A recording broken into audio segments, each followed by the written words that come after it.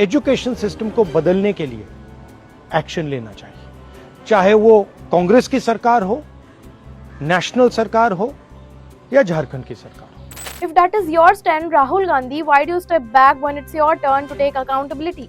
You call for education reform regardless of which party is in power, yet in Jharkhand, instead of holding the education minister accountable and supporting protesting students, protesters are being met with water cannons and lathi charges. Now watch another video. ये मेरा सवाल है। So no, last thing I want to say. One second, we're not taking any more questions. These days, Rahul Gandhi seems less interested in leading the Congress party and more interested in becoming the self-proclaimed leader of students.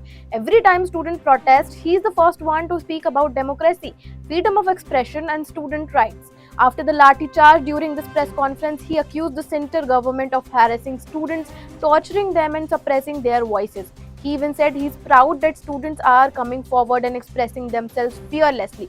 Sounds good, but here's the question: does this concern for students exist everywhere or only where it suits his politics? Because what is happening in Punjab under his own party and his alliance government, the Aam Aadmi Party, first the Punjab paper leak issue. Instead of taking the accountability, Kejriwal casually brushed off the incident as cheating, as if that somehow makes it acceptable when it does not. Second, where is Rahul Gandhi when Punjab, Jharkhand and Kerala students are protesting? And third, when those students peacefully protest, they are met with water cannons and lathi charge.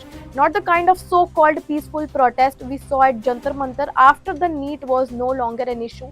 We're talking about the actual peaceful students demanding answers in other states. So where is Rahul Gandhi then? If you're claiming to be the voice of students, why are Punjab, Jharkhand and Kerala's students being ignored? Visit them too, stand with them too, show the same passion there that you show for your favorite left-backed protesters. And now comes the most controversial moment when a women journalist asked Rahul Gandhi about the Ranchi protest. Instead of answering, the questions were shut down. Isn't he the leader of opposition? Isn't answering tough questions part of his job?